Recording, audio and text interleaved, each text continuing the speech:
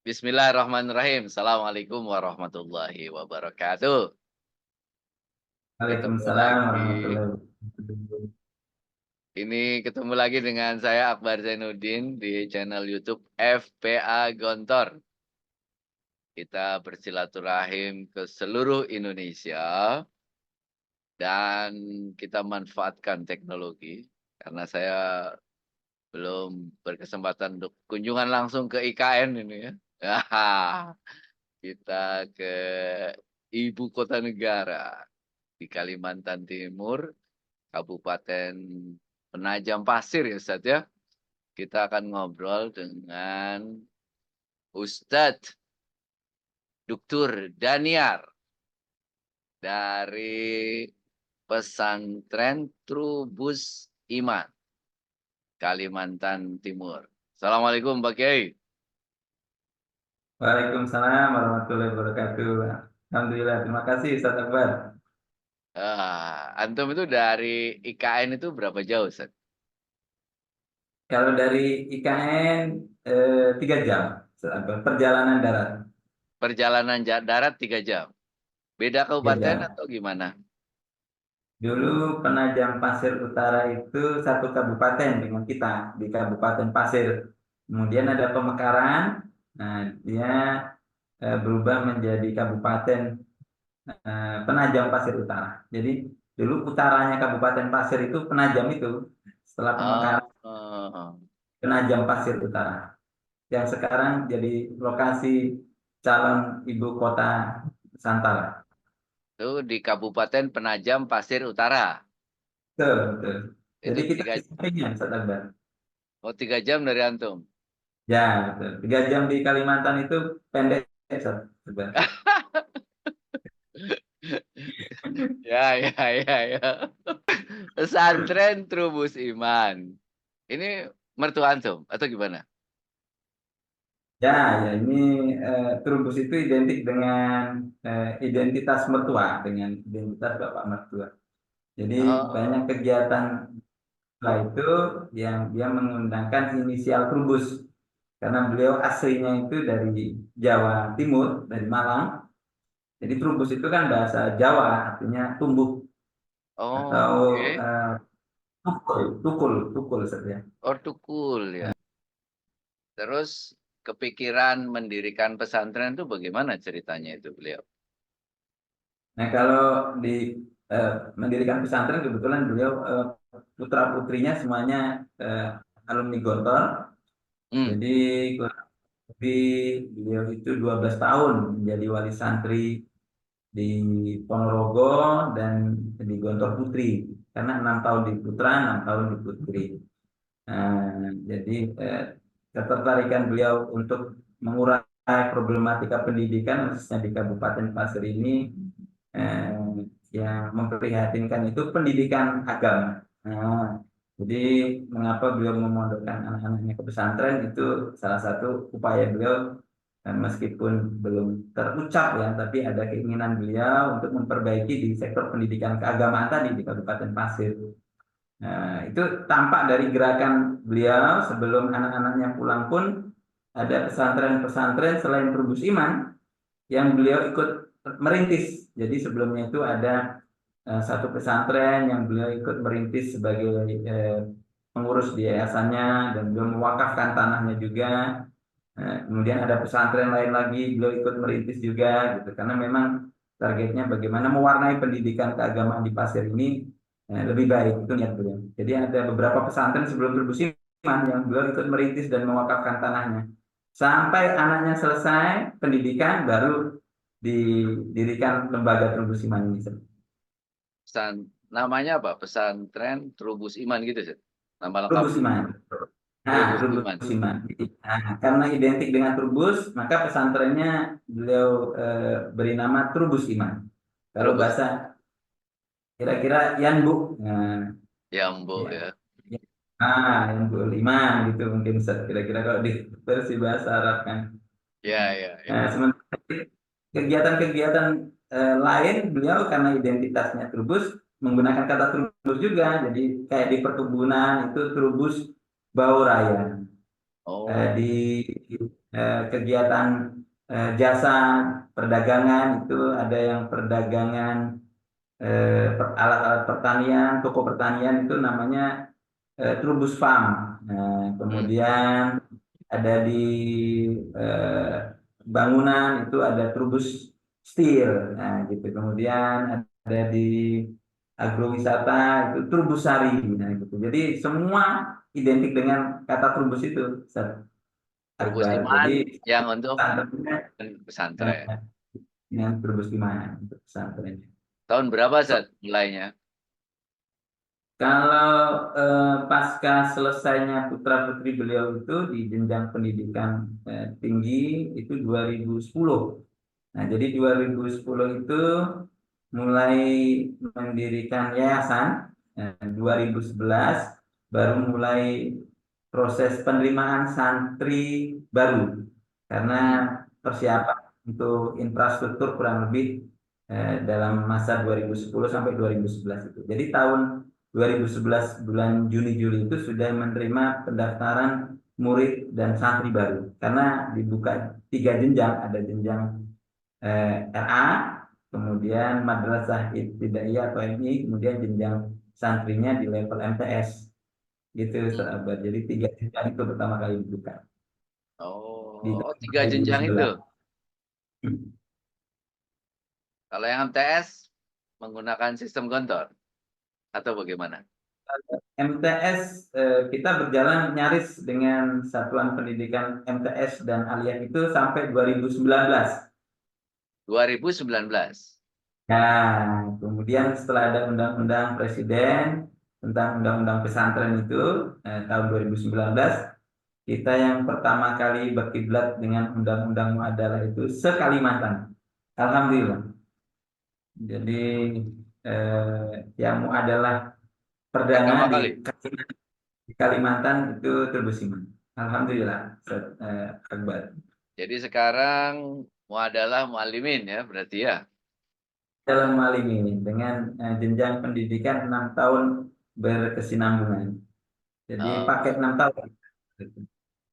target 6 tahun. Berarti Hmm. sistem KMI gontor berarti ya full. Ya, ya betul, betul, betul, Ustaz. Ada tahfiznya masih itu. Tahfidnya tetap kita gunakan programnya. Jadi dia KMI plus tahfid untuk yang memang memiliki kemampuan di atas rata-rata melalui seleksi khusus itu ada kewajiban untuk menghafal Al-Quran terprogram setiap hari. Oh, jadi tidak semua ya. Tidak semua yang lulus seleksi karena memiliki kemampuan di atas rata-rata saja, Ustaz Akbar. Oh, dulu pas mulai santri berapa Ustaz? Waktu mulai mau adalah ini, Ustaz Akbar ya. Enggak, pas pertama kali Sanawiyah Eh, kalau 2010. kalau di 2011 waktu Ya, pembukaan 2011. kalau jumlah yang daftar kita tidak terlalu ingat pasti, Ustaz. Cuman lulusannya waktu itu 16 eh 6 putra 14 putri. Ya, jadi genap Angkatan 20 pertamanya itu ya. angkatan pertama itu 6 putra dan 14 putri. Jadi genap 20 jumlahnya. 20 orang. Pas adalah 2019. 2019 kita belum menelurkan alumni nih, Ustaz Akbar. Jadi masih kelas 4 karena hitungannya baru 4 tahun. Jadi KMI kita tahun depan itu baru ada jenjang untuk kelas 4 atau kelas 1 aliyah. Oh, Ya, oke. belum menelurkan alumni. Berapa santrinya sekarang, Ustaz? Sekarang dengan muadalah ini di 700-an, Ustaz Akbar, khusus untuk 700 pesantren. ya? Ya. Masya Allah. Saya masih 150-an dulu pas ke sana ya. Perkembangannya luar biasa. Ustaz Akbar ini tidak ke Trubus ini. Trubus Iman itu salah satu moda perjalanan yang lengkap itu. Ah, betul, Dari betul. Bekasi naik bis ke bandara. Terus naik pesawat. Nyebrang.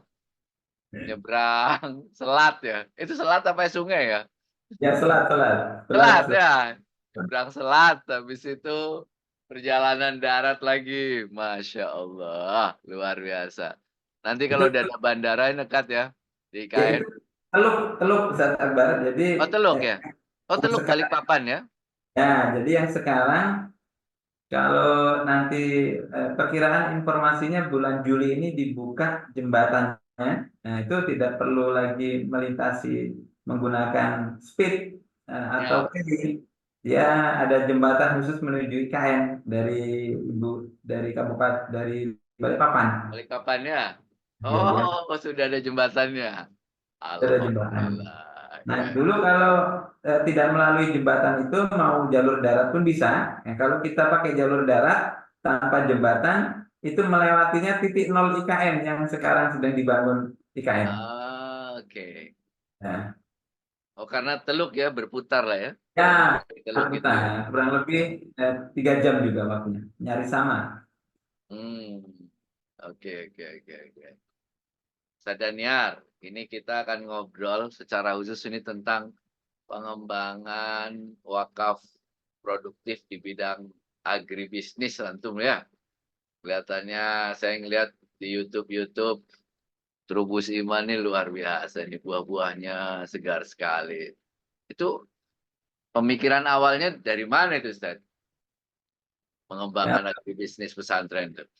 kalau embrio dan semangatnya jelas dari Ayahanda Dintoni sebenarnya, Ustaz Akbar. Hmm, ya, Kemudian dilihat dari pengembangan aset wakaf kita yang memang modal utama itu di luasan lahan dan eh, eh, penghidupan pokok masyarakat sekitar itu kan di sektor pertanian di sekitar Kabupaten Pasir ini antara di sektor pertanian dan sektor tambang. Jadi dua kehidupan pokok masyarakat di sini.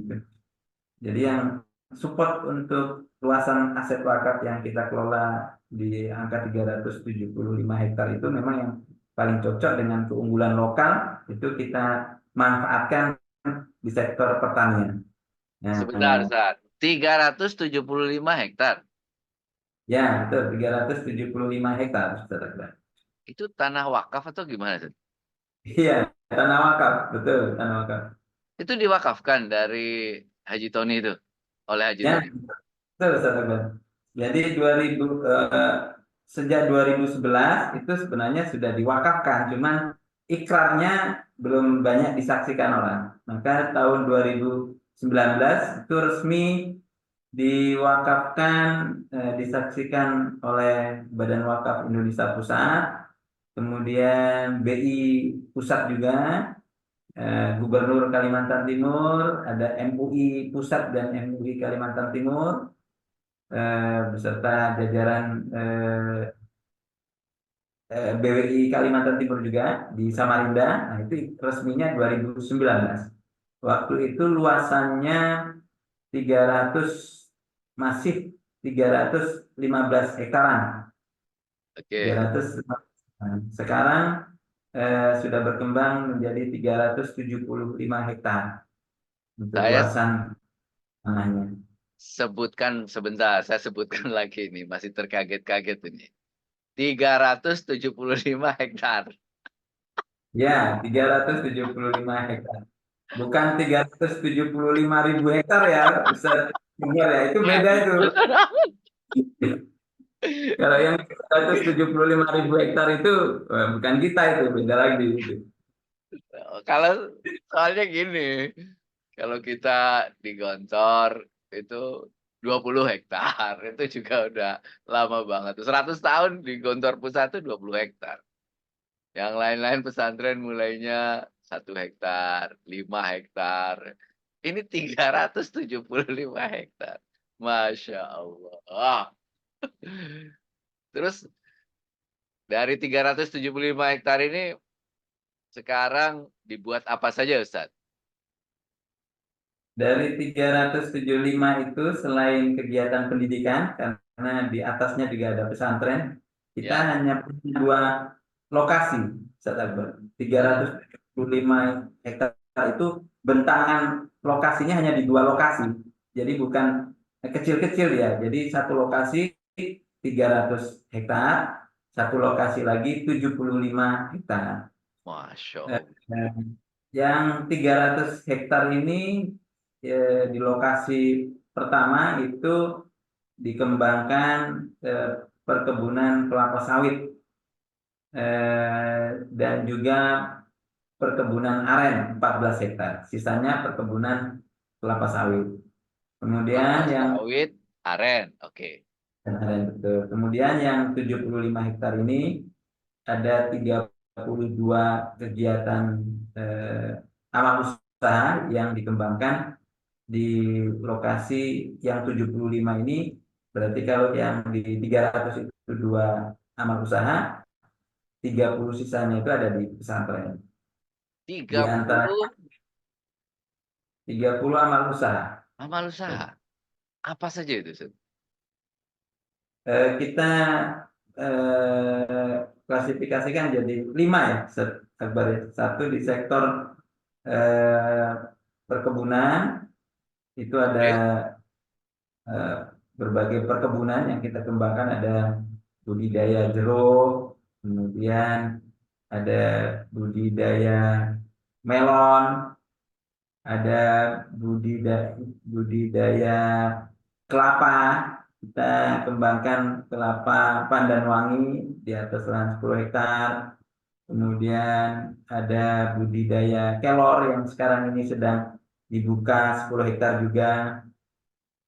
Ada budidaya buah-buahan, ada rambutan, ada salak, ada durian. Jadi kalau saat Akbar pas musim panen durian ke sini bisa mabuk durian juga yang Ustaz Akbar ini.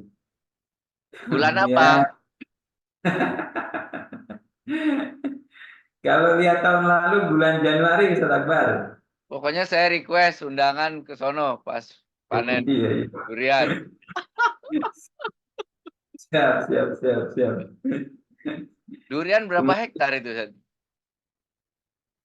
Durian kita masih ada 3 hektar kemungkinan, karena dia lokasinya tidak dalam satu lokasi, jadi ada di lokasi A, di lokasi B, di lokasi C. Oh, Tapi oke. itu jenis durian yang ada di bawah tahun 2000, saudara. Jadi jenis jenis durian yang ada eh, di tahun 2000 ke bawah. Jadi kalau tanya jenis-jenis durian yang eh, saat ini itu dengan berbagai Varian. eh, varietas-varietas baru itu kita belum punya, maka kita juga ikut menambah beberapa hektar dengan varietas durian baru. Nah itu 3-4 tahun ke depan untuk pembuahannya. Yang durian dengan jenis baru. Sementara yang durian lokal yang seperti durian buaya, durian gajah, itu eh, durian mentega itu eh, ada di sini. Sudah kita budidayakan lama sejak Oh, agrowisata dulu. oke. Eh, Terus apa lagi? Terus Pohon. ada eh, nangka. Ya, nangka ini outputnya untuk keripik, Berapa hektar? keripik, keripik nangka. Kita baru menanam 900 pohon, Ustaz. 900 pohon. 900 pohon nangka. Jadi kita beberapa tanaman ini tidak terkumpul dalam satu lokasi. Contoh, nangka ini sebagai penghias jalanan yang 75 hektar tadi. Jadi akses-akses jalan itu Oh, oke. kanan kirinya itu pohon nangka, begitu Ustaz Abang. Ya, ya. Jadi tidak semuanya dalam satu lokasi. Ada kurma juga. Nah, kalau kurma itu dalam satu lokasi. Kalau kelapa itu sebagian penghias jalan, sebagian pembatas tanah, sebagian juga ada yang terlokasi dalam satu tempat. Gitu. Kemudian selain nangka ada juga eh, apokat, ada juga pisang awak. Pisang awak ini bukan berarti dari Padang, Ustaz Akbar ya. Pisang pisang awak ini nama jenisnya aja. Yang Buat apa? untuk keripik. Oh, buat keripik ya? Ya pisang pisang ini untuk keripik. Hmm. Kemudian ada mangga, berbagai jenis mangga, itu dari Probolinggo, nah itu juga kita Ya. kembangkan. Itu sama tadi untuk pembatas jalan-jalan, nah gitu. Kemudian juga ada vanili, nah ini jenis tanaman waletnya untuk pertanian itu vanili. Jadi kalau di sektor peternakan ada burung walet yang punya nilai ekonomis tinggi.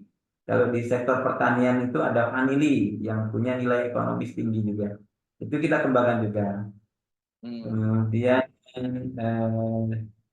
itu beberapa yang di sektor hortikultura lapangan. Ada juga hortikultura in vivo yang dalam dalam rumah-rumah casa atau yang disebut sekarang orang lebih familiar dengan greenhouse gitu ya. Oh, Jadi jadi ada yang di luar itu, berarti di lapangan tadi, ada yang di dalam greenhouse. nah, ada yang di dalam greenhouse. Apa yang dikembangkan kalau di dalam greenhouse? Yang eksis berkelanjutan itu saat ini baru melon, Sir. Jadi sepanjang tahun, sepanjang hari kita panen melon.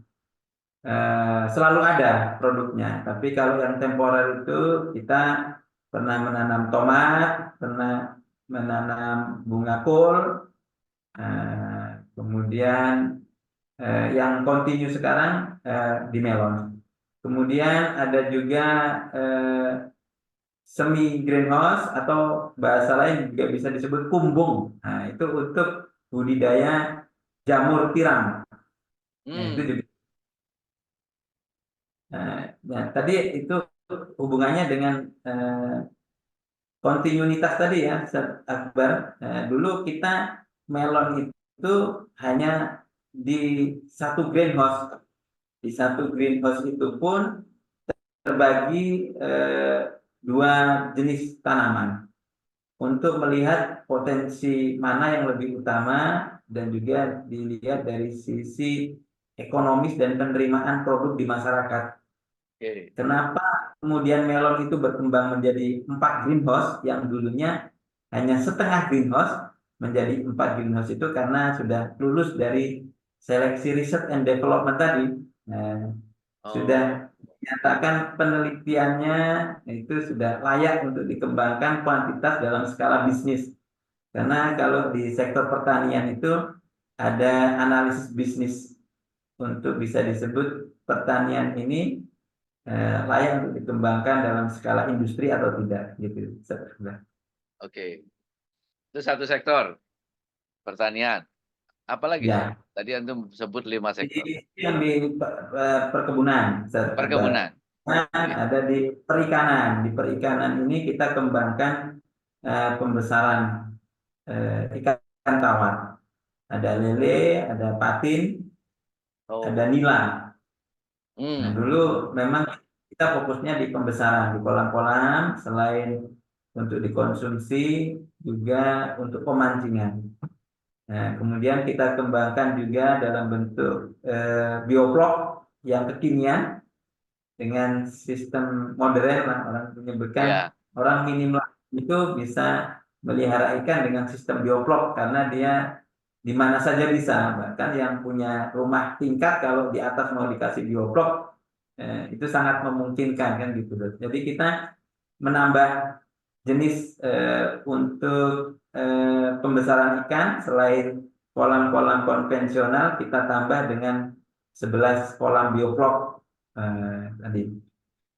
Nah, Hmm. dulu kita fokus di pembesaran. Sekarang 2021 pasca COVID kita melihat salah satu upaya untuk bisa mengurai dan menekan operasional di sistem pembesaran ikan air tawar itu adalah di bibit gitu. Jadi kalau Oh. kita punya usaha pembesaran ikan air tawar tapi bibitnya masih beli dengan orang lain, tentu kosnya berbeda dengan kalau kita memiliki pembibitan sendiri. Apalagi kalau kita ketemu bibitnya sudah dengan makelar itu saat Akbar. Nah, itu benar-benar kelar itu urusannya. Di setiap sektor ada makelarnya ya. Jadi kemudian dulu kita belinya di Kalimantan Selatan untuk bibit-bibit ikan air tawar tadi. Di Nah, mana nih? 2000 di Kalimantan Selatan di Banjar, di Banjarmasin. Darwin. Nah, ada pusat pembibitan memang di sana. Oh, ada ya. Oke. Nah, jadi kita beli di sana. Setelah kita punya pembibitan sendiri, kita menjual bibitnya itu terbalik. Dulu kita belinya ke Kalsel, kita sekarang jual bibitnya salah satunya ke Kalimantan Selatan. Nah, Oh, karena melebihi sudah ya kapasitasnya ya, bisa dijual ya, ya. karena memang pelaku untuk budidaya air tawar itu mendominasi orang-orang di Kalimantan Selatan. Karena di Kalsel itu kan luasan rawa itu lebih luas daripada daratannya kalau dilihat dari statistik Oh provinsi. iya, lebih banyak Jadi airnya memang ya. ya lebih banyak airnya. Kalau di Kalimantan sini orang paling beli bibit 35.000. Kalau di sana bisa 1 juta, gitu. Jadi kuantitasnya besar. Di sini paling 5.000, 10.000, 15.000, 20.000. Nah, di sana bisa sampai jutaan. Itu Kali di pembibit. Nah, pembibitan. eh, ya, pembibitan ikan air tawar. Kita masih mencari formula untuk bahan pakan ikan, Ustaz Akbar. Karena memang itu untuk mengurai atau menekan biaya operasional budidaya ikan itu ya di seluruh prosesnya, mulai dari hulu sampai hilir, dari mulai pembibitan sampai pembesaran pakan itu sebenarnya kalau bisa dengan menggunakan bahan-bahan lokal yang banyak ditemukan di sini bisa kita rumuskan untuk pakan ikan itu bisa lebih ekonomis untuk sistem ternak ternak ikan air tawar atau budidaya ikan air tawar. Itu yang masih Salah kita satu cari bahannya. Eh, kos terbesar pakan ya berarti. di pakan pakan betul. Nah, Hmm. kalau kita hanya beli mesinnya saja buat pakannya tapi bahan untuk buat pakannya dari Jawa kan sama saja Ustaz Akbar. Iya, iya, iya. Iya itu Betul, betul, betul. kayak Nasruddin Koza juga itu nanti ya jadi lucu-lucuan aja dia. Kita beli Betul. mesinnya buat di sini tapi bahan pakannya dari Jawa nanti diketawain orang juga itu. Iya, betul ya. Maka bahannya memang potensial yang bisa ditemukan dan banyak kita bisa beli atau bisa diadakan di lokal Lokal ya. yang kita coba formulasikan menemukan rumusan yang pas itu. Tapi itu belum selesai urusan itu. Jadi masih proses ini. Itu di Perikanan perikanan, Ustaz Akbar. dua, oke. Kemudian ada Lanjut di peternakan. Ya, peternakan ya. di peternakan, Ustaz Akbar. Nah, peternakan itu kita budidaya domba yang sudah berjalan. Domba apa? Kenapa domba?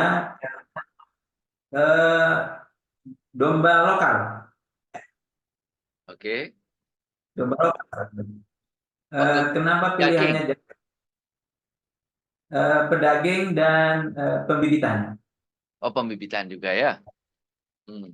Jadi kenapa jatuhnya di domba? Karena memang untuk eh, kotoran hewan yang baik untuk sektor pertanian, ya salah satu yang terbaik itu adalah kotoran domba. Jadi kenapa jatuhnya pilihannya ke domba itu karena memang orientasi kita untuk kotorannya itu bisa kita manfaatkan dengan sistem pertanian terpadu untuk bisa membantu eh, menangani kelangkaan pupuk organik yang ada di sekitar kita. Jadi kalau kita nyari di sekitar kita itu kotoran-kotoran itu dalam skala besar susah ditemukan, harus dari luar kota atau bisa jadi dari luar pulau. Maka kemudian kita jatuh pilihannya ke domba. Ya, dari domba itulah kemudian lahir divisi bio. Bio itu khusus memformulasi bahan utama kotoran domba tadi dengan berbagai tambahan campuran bahan lokal yang bisa difungsikan untuk pupuk pertanian di seluruh sektor yang ada di Trubus Sentra Agribisnis. Itu terjadi sejak ada perang Rusia, Ukraina. Oh, itu pengaruh Ustaz ya? Ya, kita pupuk harganya mahal, barangnya tidak ada. Karena Karena beberapa bahan utama untuk pembuatan pupuk itu dari sana, Sat, dari Rusia. Oh, oke. Ya, jadi itu kemudian salah satu kenapa harus dieksekusi domba secepatnya, karena di problem tersebut. Jadi kemudian kita punya peternakan domba. Sekarang nyaris menyentuh angka 200 ekor domba yang dikembangkan saat ini di Trubus Akbar. Nah, itu setahun sebelum domba itu dieksekusi, kita sudah membuat bank pakan. Bank pakan itu kurang lebih 7 tumbuhan yang punya nutrisi dan protein tinggi khusus untuk domba. Jadi tidak bisa juga kita budidaya domba, rumputnya rumput liar, nanti dombanya ikut liar juga.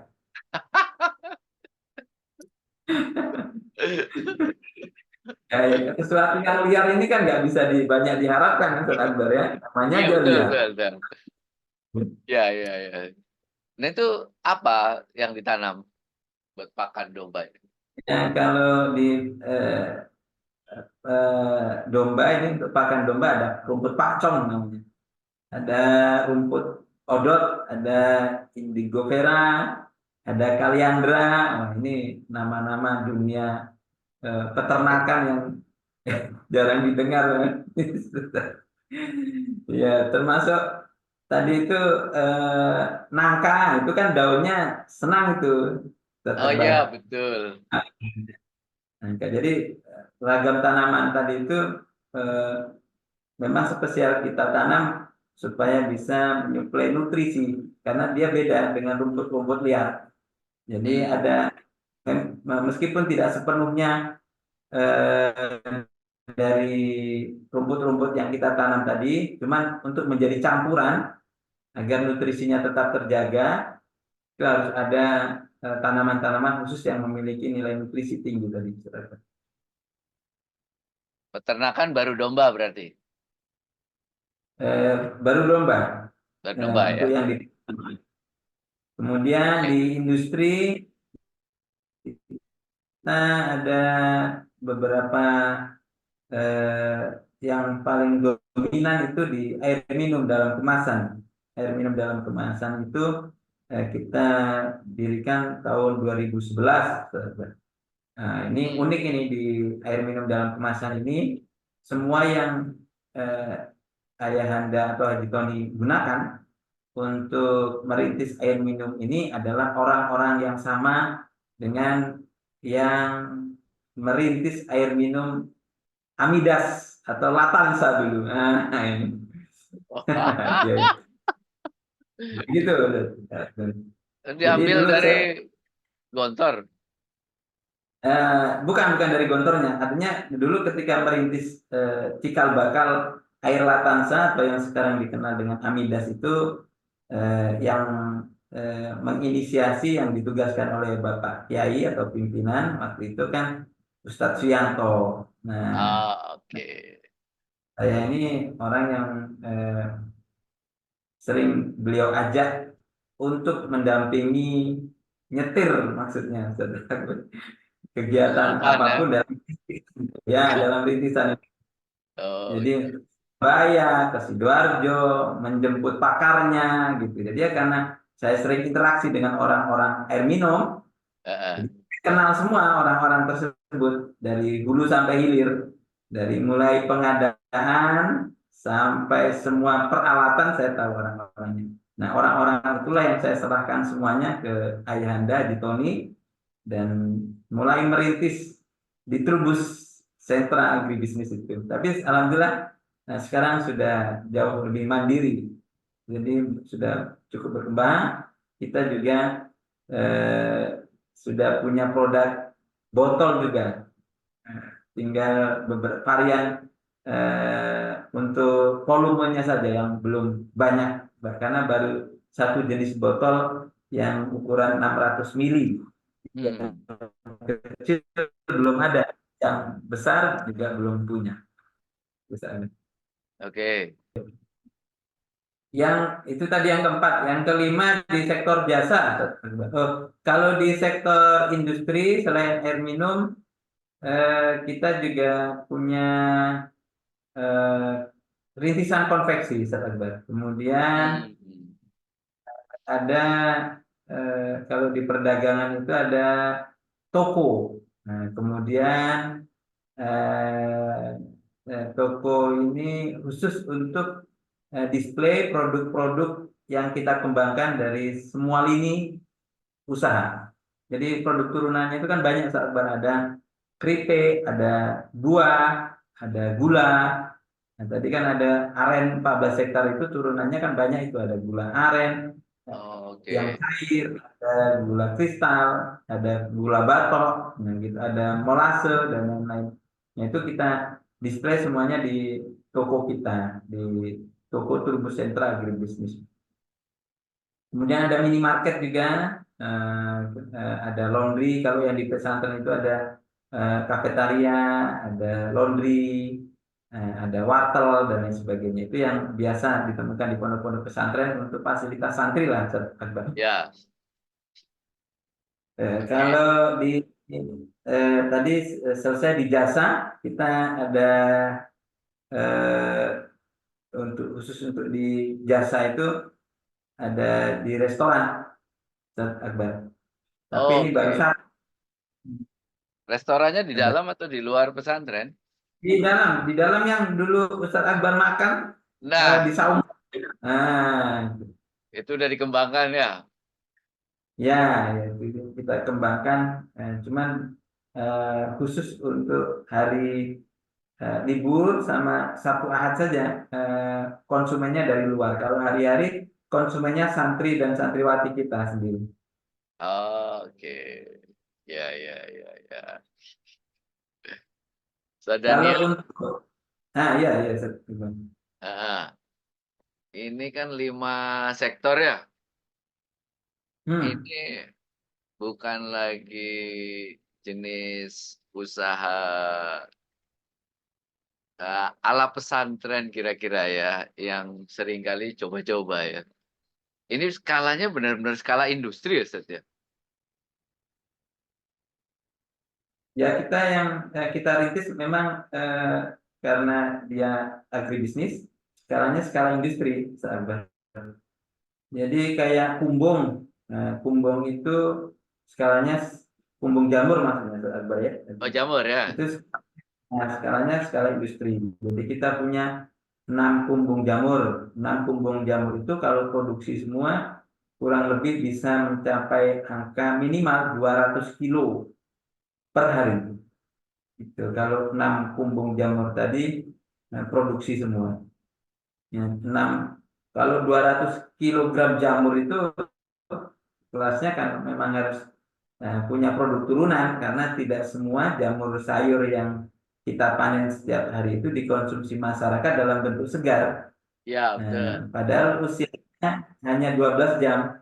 12 jam tidak dimasak itu layu, Ya. sama dengan sayuran yang lain. Maka kita punya industri turunannya. Tadi kalau ada air minum, ada industri keripik jamur. Nah, itu yang keripiknya bisa sampai ke Jakarta, ke tempat Ustadz Akbar ini, kira-kira ya keripiknya itu.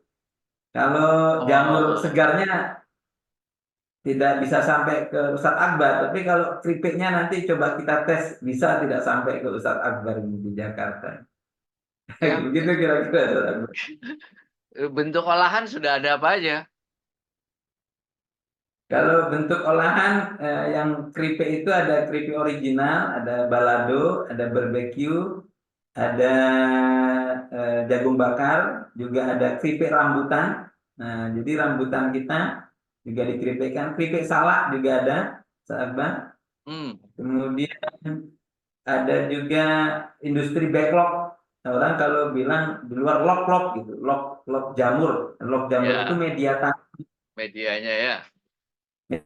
media tanam jamur. Nah, itu kita punya industrinya juga. Jadi setiap hari itu kurang lebih 800 backlog jamur yang kita produksi untuk kumbung-kumbung tadi. Kalau ada surplus baru kita jual keluar untuk backlog jamurnya. Itu skala pabrik fat flat.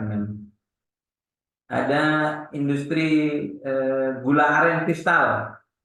Hmm, Nah, kita juga punya kemasan ya, kemasan-kemasan 500 gram atau setengah kilo, ada juga yang versi untuk hotel dalam bentuk 6 gram. Itu sedang kita proses juga sekarang terhadap industrinya. Kalau di lainnya itu ada madu plulut. Nah, ini budidaya madu plulut karena kita sudah kembangkan semua bunga-bunga pakan yang menunjang untuk budidaya madu. Jadi setahun yang lalu kita sudah banyak menanam bunga eh, pengantin, 1.000 pengantin itu, kemudian bunga-bunga lainnya untuk eh, menyediakan budidaya madu plulut tadi, Ustaz Akbar. Hmm. Itu beberapa turunan produknya, Ustaz Akbar, yang kita display di outlet TSA kita, Trubus Central Agribusiness. Jadi satu outlet itu dengan ragam semua produk itu semuanya turunan dari produk kita semuanya. Tidak ada yang produk dari luar. Full produk kita semua yang di display. Ini kan kalau kita bicara mata rantai itu kan ada proses produksi lah ya. Betul. Satu lagi yang juga sering menjadi tantangan tuh pemasarannya. Nah itu Hmm. sekarang ini dipasarkan kemana itu? Buah-buah, terus hasil pertanian itu. Kalau lihat potensi ke depan dengan IKN ini, tentu jalan lebar untuk pemasaran itu terbuka, Ustaz Akbar, ya, di semua produk Oh, tentunya. oke. Nah, Oke. nah, nah, sekarang ini untuk skala lokal kita masih terbatas di skala produksi, bahkan seperti air minum itu kita mentok di angka 20.000 karton setiap bulan. Dan itu tidak bisa masuk ke semua kecamatan yang di Kabupaten Pasir karena keterbatasan produksi. Jadi Hmm. perlu ditingkatkan memang. Nah, gitu. Seperti buah melon, ini juga sama kasusnya. Karena kita kembangkan jenis melon premium yang orang itu kalau merasakan melon itu akan sulit pindah ke lain hati. Kira-kira begitu, Ustaz Abdul. Karena kualitas manisnya itu berbeda dengan melon yang ditanam konvensional. Kalau kita makan melon biasa itu ya manisnya manis melon biasa. Tapi kalau yang melon dengan greenhouse, kemudian sistem teknologi nutrisinya, kemudian perawatannya dan lain sebagainya dengan teknologi itu memang manisnya berbeda. Brix nilai manisnya itu eh, bisa mencapai angka 16. Itu kalau orang pertanian 16 itu seperti melon makan gula gitu. Seperti melon biasa dicocol gula gitu lah kira-kira Masya Allah. manisnya.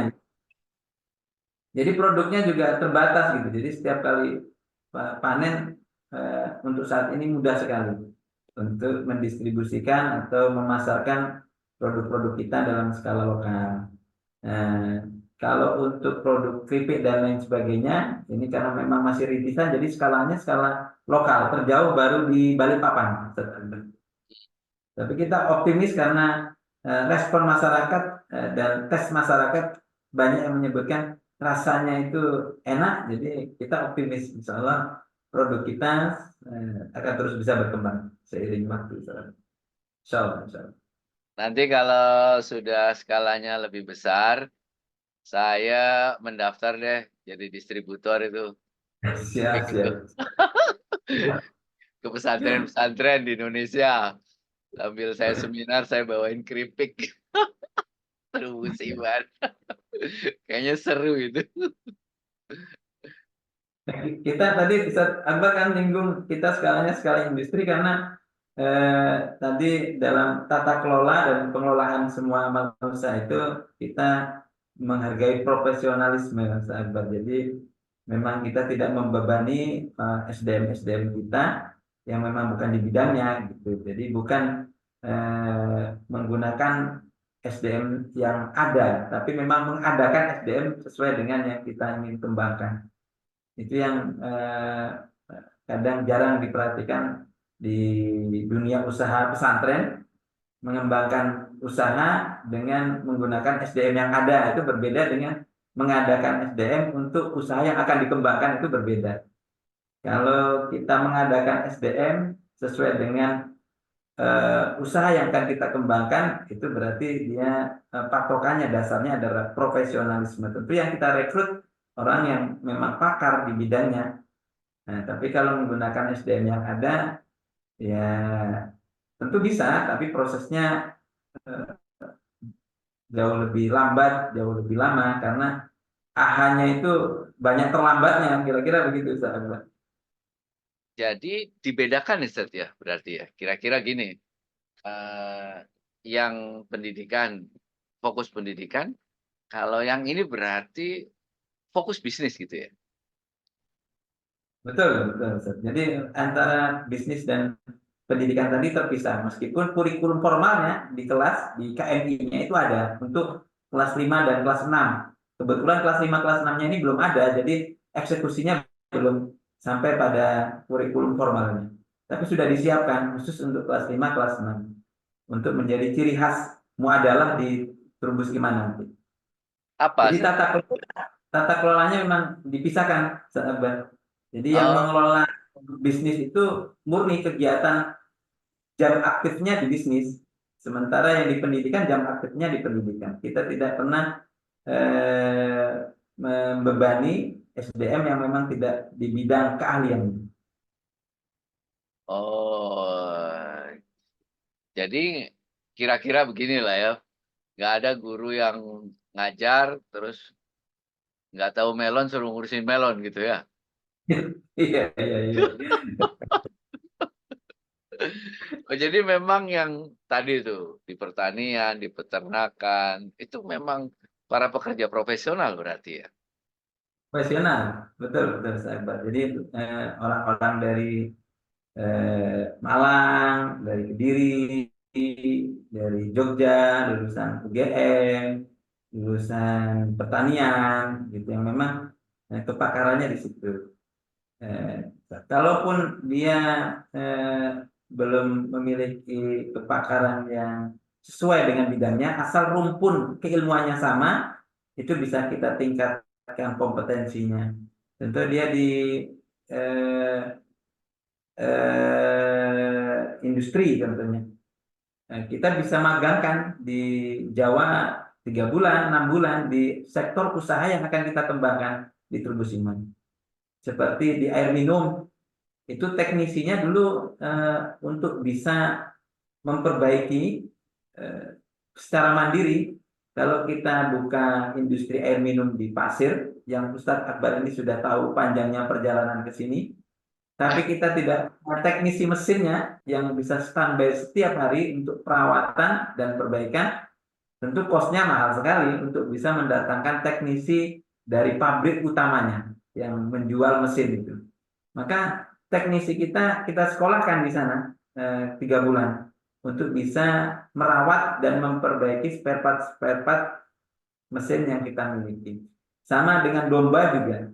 Ketika domba itu belum dieksekusi, pengelolanya sudah kita sekolahkan juga 3 bulan di Kediri, tempat mentor kita dalam pengembangan budidaya domba.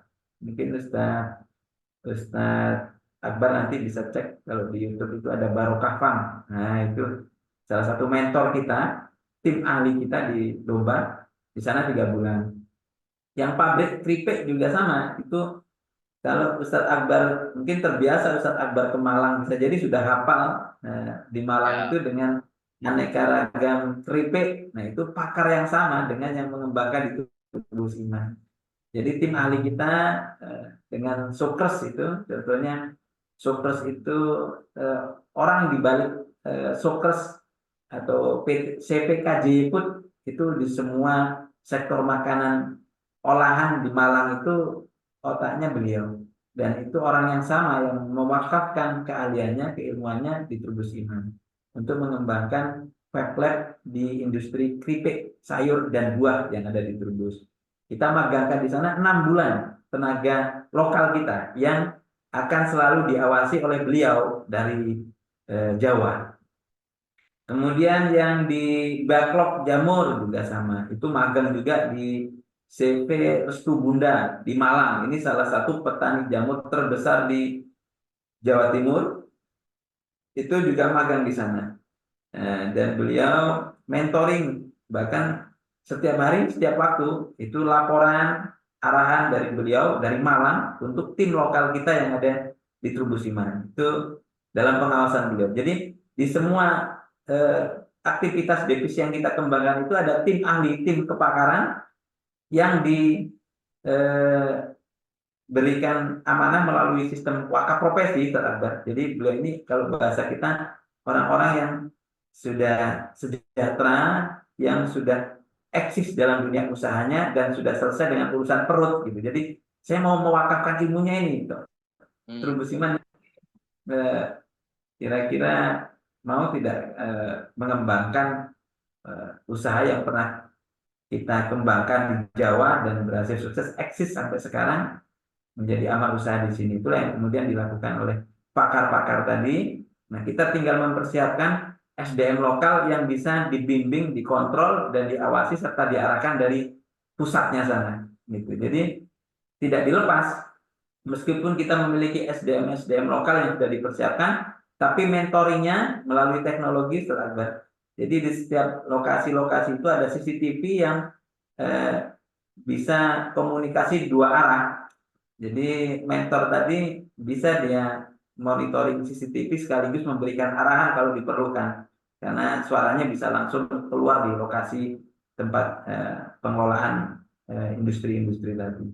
Itu salah satu eh, kenapa sedikit berbeda amal-amal usaha kita dengan beberapa amal usaha yang dikembangkan pesantren.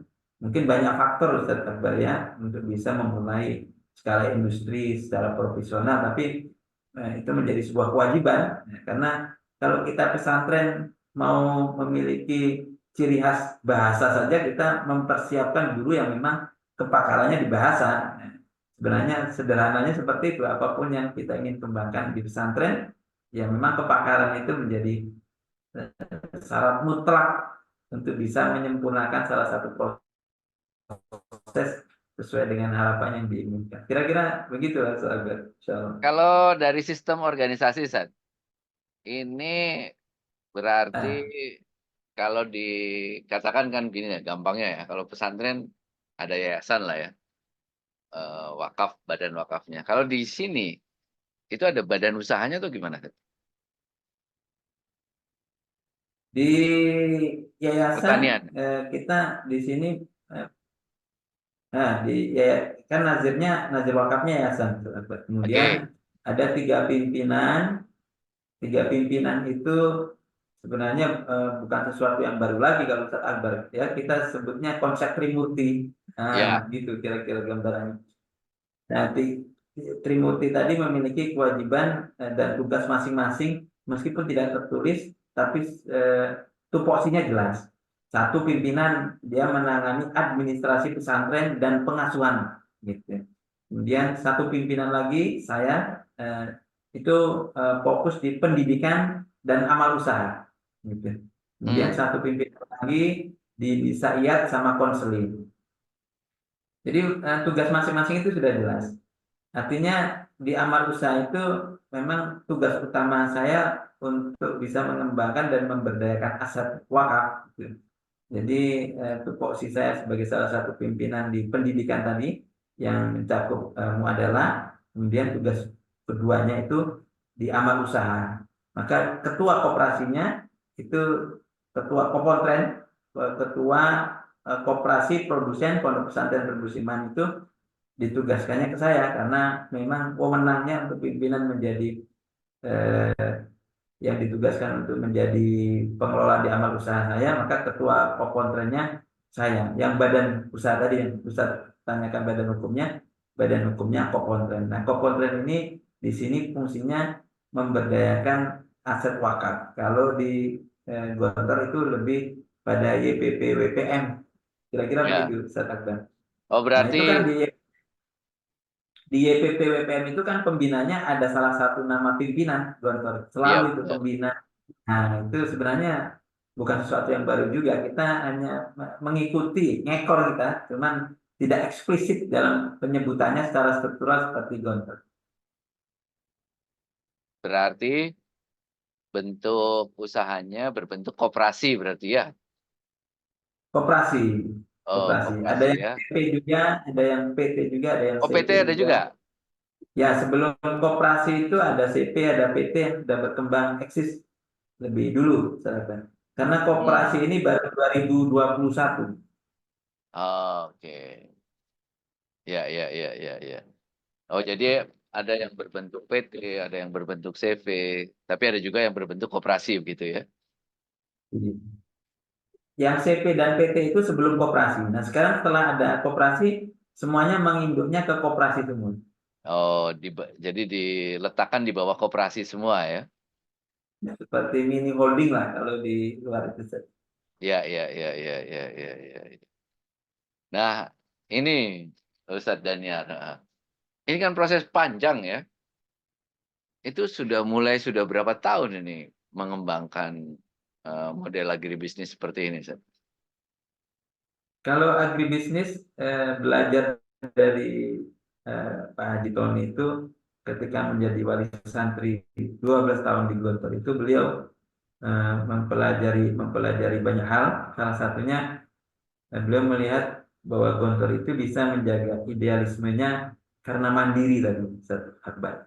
Oh, oke. Maka sebelum didirikan pesantren, beliau itu sudah mempersiapkan berbagai usaha yang nanti diperuntukkan untuk kemandirian operasional pesantren. Maka beliau menanam kelapa sawit, menanam aren, kemudian buat burung walet. Jadi usaha-usaha itu sudah dirintis sebelum pesantren itu didirikan.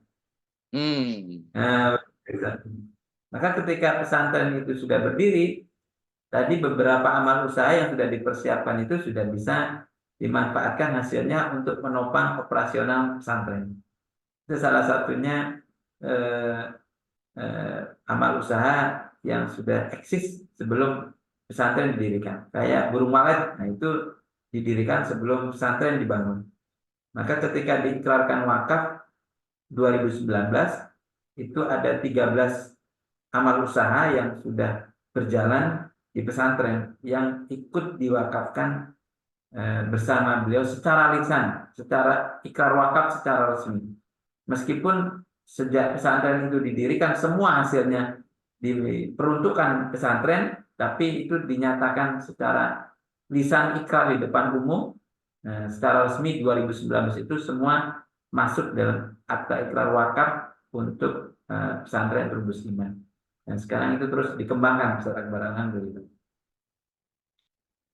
Biasanya kan begini, Zat. Kalau pesantren mengembangkan usaha itu banyak yang kurang berhasil atau apa. Apa pembelajaran yang antum dapatkan itu Zat, sebelum ini? Kenapa itu seperti itu? Faktor-faktor apa yang menyebabkan itu? Kalau faktor kenapa tidak berhasil itu perlu diurai panjang sebenarnya, Ustaz Akbar. Cuman ada dua poin yang biasanya kalau pesantren mengalami problem dalam pengembangan usaha itu, satu di poin SDM kompetensi, yang Hmm. kedua di poin waktu. Nah, jadi untuk tata kelola atau pengelolaan amal usaha ini tidak bisa dengan waktu sisa. Memang waktunya memang harus serius gitu. Jadi dia dibutuhkan 7 jam, 8 jam yang harus dipikirkan dengan waktu yang sama gitu. Kalau kita menggunakan waktu sisa habis mengajar tamrin lugok kira-kira wah, dari pagi sampai siang. Wah, Ustaz Akbar kan tahu ngajar tamrin lugok itu seperti apa ya. Kemudian setelah itu pulang megang amal usaha itu kan amal usaha akhirnya dikelola dengan tenaga sisa Ustaz Akbar. Namanya tenaga sisa ya hasilnya perlu dimaklumi karena itu memang tenaganya tenaga sisa. Berbeda halnya dengan orang yang memang dedikasinya penuh, waktunya aktif untuk mengelola usaha.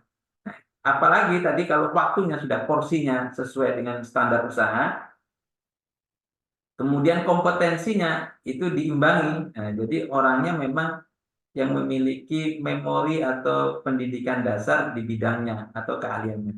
Tentu AHA efeknya itu lebih banyak, dia akan banyak ide-ide yang cepat untuk bisa dikembangkan di usaha tersebut. Kalau backgroundnya di background bahasa, kemudian mengelola industri gula, itu kan AHA-nya tadi nggak muncul-muncul karena memang tidak banyak mengetahui soal dunia pergulaan gitu. Tahunya dunia persemutan, kira-kira semut itu ada gula, ada semut gitu. Tapi kalau memang di sektor pertanian, kemudian di sektor perdagangan atau di sektor pemasaran yang melakukan itu tentu berbeda hasilnya. Jadi kompetensi dan waktu itu kayaknya sesuatu hal yang tidak bisa ditawar, sahabat. Kok waktunya sudah banyak formal diberikan untuk mengelola usaha, tapi kok nggak berkembang? Nah, perlu dicek kompetensinya, pasti ada masalah. Hmm. Nah, gitu. Tapi kalau kompetensinya sudah baik, tapi kok tidak berkembang juga amal usahanya, berarti waktunya yang dia gunakan dipakai untuk main-main, untuk kebanyakan nge-game atau apa itu kira-kira gitu. Jadi itu mutlak itu kompetensi dan waktu itu porsinya harus profesional, proporsional dan profesional itu penting itu, Ustaz Akbar. Itu yang harus seimbang. Nah, kalau tidak kemudian ingin mengharapkan usahanya berkembang dengan waktu sedikit dan SDM yang tidak kompeten, ini jangankan manusia, setan aja bisa marah kalau begini, Ustaz Akbar itu. Terus terakhir gini nih, bagaimana mengelolanya sebagai sebuah bisnis, Sen? Sistemnya Eh, itu. eh, nah, mudahnya kita di Trubus ini, eh, sebenarnya ini kemudahan untuk semuanya saja, universal yang berlakunya karena di Trubus ini tidak ada amal usaha yang kita kembangkan dalam skala apapun, dalam bentuk apapun yang dimulai dari baru yang tidak pernah dilakukan orang. Jadi memang kita benar-benar pakai jurus kopas. Apa yang sudah dilakukan orang sukses itu kita kopas sesuai dengan rumusannya, insya Allah dengan sedikit modifikasi, meskipun modifikasi itu dilakukan tentunya dengan keunggulan lokal kita, hasilnya bisa mendekati dan bisa sama. Ya bisa jadi orang 2 tambah 2 4 rumusnya kalau di Jawa. Nah di sini bisa dengan modifikasi 1 tambah 3 tapi tetap hasilnya 4. Nah begitu, hal-hal yang begitu itu asal rumusan usahanya sama dikerjakan, insya Allah hasilnya sama. Sabar itu kayaknya kemudahan bagi kita yang di Trubus ini karena tidak ada sesuatu yang baru, semuanya sistemnya kopas-kopas saja tadi. Tapi kalau kita kopasnya itu sempurna, insya Allah hasilnya tidak jauh beda dengan asli. Antum kan yang ngurus tentang amal usaha, Sen. Dulu antum kuliahnya di bidang apa sih, Sen? Doktor antum itu bidang apa? Iya, iya, iya, iya. Kebetulan saya ini S1-nya dulu MLKI, Ustaz. Wah, ini luar biasa ini. Apa itu? MLK itu manajemen lembaga keuangan Islam dulu. Nah, Oh, oke. sekarang jadi ekonomi Islam rintisannya. Nah, jadi ekonomi Islam. Kemudian Oh, oke. S2-nya juga di ekonomi Islam di Gajah Mada, S3-nya juga di ekonomi Islam. Tapi spesifikasinya itu konsentrasinya lebih dominan kepada wakaf. Nah, gitu. Oh, oke. Ekonomi Ya, ya? ekonomi Islam. Maka tesis saya itu tentang eh, yayasan, Oh, yayasan God. oke. Ya, itu dulu yang saya kupas di tesis S2-nya. Sementara S3-nya tentang wakaf gontor, model wakaf gontor. Jadi tesis dan disertasi tadi itu kenapa saya pilih tema tentang perwakafan itu karena memang sudah ada maksudnya gitu. Jadi pengen banyak tahu bagaimana tata kelola untuk aset wakaf bisa dikembangkan dan diberdayakan, eksis dan bisa berkembang. Itu salah satu kenapa. Saya eh, curiga, Ustaz. Jangan-jangan selain di Fakultas Ekonomi, antum nyuri-nyuri kuliah juga di Doktor Ilmu Manajemen ini. Di UGM. Prinsipnya begini, Ustaz Akbar. Eh, Ustaz Akbar ini kan kalau mau bangun rumah, nggak Nah, mempelajari bagaimana menyusun batu bata, mencampur semen, gitu kan nggak belajar Ustaz Akbar ya. oh ya, Nah, itu tinggal nyari tukang bangunan aja kan ya, supaya oke. rumah tadi jadi. Nah, sebenarnya dalam sisi kegiatan usaha pun, kalau memang kita tidak memiliki bidang yang sama, nyari orang yang tadi bisa melakukan itu salah satu upaya kita, Ustaz Akbar, di Trubus Iman. Nah, ya, tadi dalam bahasa saya menghargai profesionalisme itu eh, lebih tepatnya kita mencari orang yang memang punya keilmuan dasar dan background yang sesuai dengan apa yang dikembangkan. Oke, barakallah, Kiai. Ala kuli hal, saya tunggu undangannya. Kayaknya ngeliput 32 amal usaha itu butuh seminggu tuh, kurang tuh. Insya Allah, Ustaz Akbar. Kalau sudah diresmikan IKN ini, insya Allah banyak momentum nanti Ustaz Akbar bisa hadir di sini. Siap, oke. Syukran Pak Kiai, sehat selalu ya.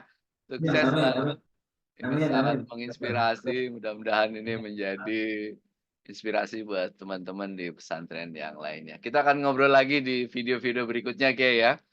Syukran. Hadir, hadir, Barakallah. Ustaz Akbar. Nah, terima kasih teman-teman sekalian. Ketemu lagi di video-video selanjutnya. Assalamualaikum warahmatullahi wabarakatuh. Waalaikumsalam warahmatullahi wabarakatuh.